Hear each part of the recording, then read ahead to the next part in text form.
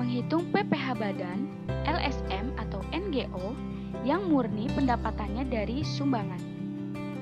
Proses rekonsiliasi fiskal dari laporan keuangan. 1. Gambar sebelah kiri merupakan contoh laporan keuangan LSMA. 2. Laporan keuangan menyajikan penerimaan dan biaya selama 1 tahun, sehingga laporan keuangan menunjukkan surplus sebesar 370 juta rupiah. 3. Walaupun laporan keuangan tersebut menyajikan adanya surplus sebesar 370 juta rupiah, tetapi laporan keuangan ini belum dapat dijadikan dasar untuk menghitung PPh badan. 4. Sesuai dengan Undang-Undang Nomor 36 Tahun 2008 tentang pajak penghasilan, perhitungan PPh badan harus dihitung dari laba fiskal yang berasal dari penerimaan menurut fiskal dikurangi biaya menurut fiskal. Laba fiskal tidak sama dengan laba atau surplus dari laporan keuangan. 5. Untuk menghitung PPh badan, maka laporan keuangan menurut lembaga harus disesuaikan menjadi laporan keuangan menurut fiskal, atau dikenal istilah rekonsiliasi fiskal. Dalam kurung, lihat gambar sebelah kanan. 6. Proses rekonsiliasi fiskal dilakukan dengan cara menyesuaikan penerimaan menurut lembaga menjadi penghasilan objek pajak. Kemudian, dilanjutkan dengan menyesuaikan biaya menurut lembaga menjadi biaya menurut fiskal. Selanjutnya, menghitung laba fiskal dari penghasilan objek pajak dikurangi biaya menurut fiskal. Contoh rekonsiliasi fiskal. 1. Terlampir 2 tabel langkah-langkah merekonsiliasi fiskal, yaitu sebelah kiri rekonsiliasi fiskal atas penerimaan menurut laporan keuangan lembaga, dan sebelah kanan adalah rekonsiliasi atas biaya menurut lembaga. 2. Mari kita merekonsiliasi penerimaan menurut lembaga menjadi penerimaan menurut fiskal. Penerimaan menurut lembaga direkonsiliasi dengan cara mengklasifikasikan penerimaan ke dalam 4 kategori penerimaan menurut pajak, yaitu A. Penerimaan yang bukan objek pajak, B. Penerimaan yang merupakan objek PPh final, C. Penerimaan yang merupakan objek pajak dan sudah dipotong PPh oleh pihak lain, serta D. Penerimaan yang merupakan objek pajak belum dipotong PPh oleh pihak lain. 3. Dalam contoh laporan keuangan tersebut, A. Grant dan sumbangan adalah penerimaan yang bukan objek pajak. Dengan demikian, penerimaan grant FF dan sumbangan CSR sebesar 2.500.000.000 rupiah tidak diakui sebagai penerimaan menurut pajak. B. Pendapatan bunga bank atau jasa giro adalah penerimaan yang merupakan objek PPh final. Dengan demikian, pendapatan bunga bank atau jasa giro sebesar 15.345.000 tidak diakui sebagai penerimaan menurut pajak. C.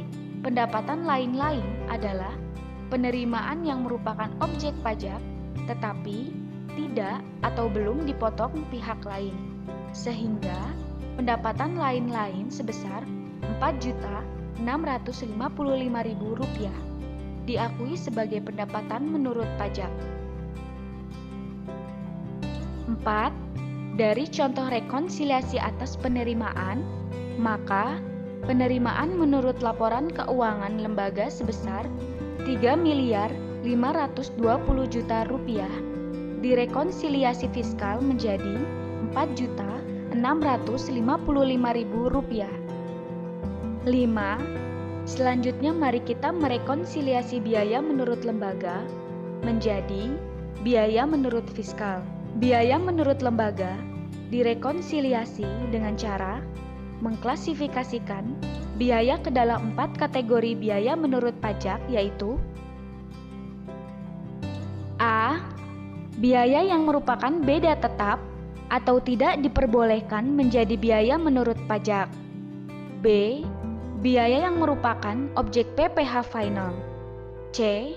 Biaya yang merupakan beda waktu, yaitu diperbolehkan menjadi biaya menurut pajak, tetapi dengan periode yang berbeda. D. Biaya yang diperbolehkan menurut pajak. 6. Dalam contoh laporan keuangan tersebut, A. Biaya program adalah biaya yang diperbolehkan menurut pajak. Dengan demikian, biaya program FF dan CSR sebesar Rp2.250.000.000 merupakan biaya menurut pajak. B. Biaya gaji adalah biaya yang diperbolehkan menurut pajak. Dengan demikian, biaya gaji sebesar Rp500 juta merupakan biaya menurut pajak. C. Biaya administrasi kantor adalah biaya yang diperbolehkan menurut pajak. Dengan demikian, biaya administrasi kantor sebesar Rp315 juta merupakan biaya menurut pajak. D. Biaya sumbangan bukan merupakan objek pajak. Dengan demikian, biaya sumbangan sebesar Rp75 juta tidak diakui menurut pajak. E. Biaya pajak jasa giro atau bunga bank merupakan objek PPh final. Dengan demikian, biaya pajak jasa giro atau bunga bank sebesar Rp7.565.000 tidak diakui menurut pajak. F. Biaya lain-lain merupakan objek pajak. Dengan demikian, biaya lain-lain sebesar Rp2.435.000 merupakan biaya menurut pajak. Dari contoh rekonsiliasi atas biaya, maka biaya menurut laporan keuangan lembaga sebesar Rp3.150.000.000 direkonsiliasi fiskal menjadi Rp3.067.435.000.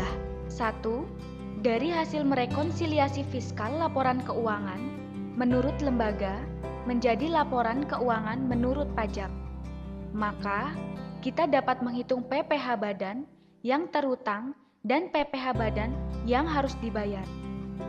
2. Dari contoh laporan keuangan sebelumnya, diketahui surplus atau sisa dana atau laba menurut perusahaan adalah sebesar Rp370 juta. Setelah direkonsiliasi fiskal, diketahui surplus atau sisa dana atau laba menurut pajak menjadi negatif atau minus sebesar Rp3.062.780.000. Dengan demikian, berhubung tidak ada sisa dana atau surplus, maka PPh badan tidak perlu dihitung atau dengan kata lain, PPh badannya nihil. 3. Jadi, jangan keliru menghitung PPh badan. PPh badan tidak dihitung dari surplus atau sisa dana atau laba menurut lembaga, tetapi PPh badan dihitung dari surplus atau sisa dana atau laba menurut pajak. Contoh perhitungan PPh badan dalam slide pada kolom menurut lembaga sebesar Rp92.500.000 adalah keliru. 4. Semoga penjelasan perhitungan PPh badan ini, khususnya bagi LSM atau NGO, yang sebagian besar penerimaannya berasal dari sumbangan atau hibah atau donasi ataupun bantuan dari pihak lain, maka kemungkinan besar PPh badannya akan nihil. Untuk berkonsultasi, silakan kunjungi website kami di www.integrasi-edukasi.org.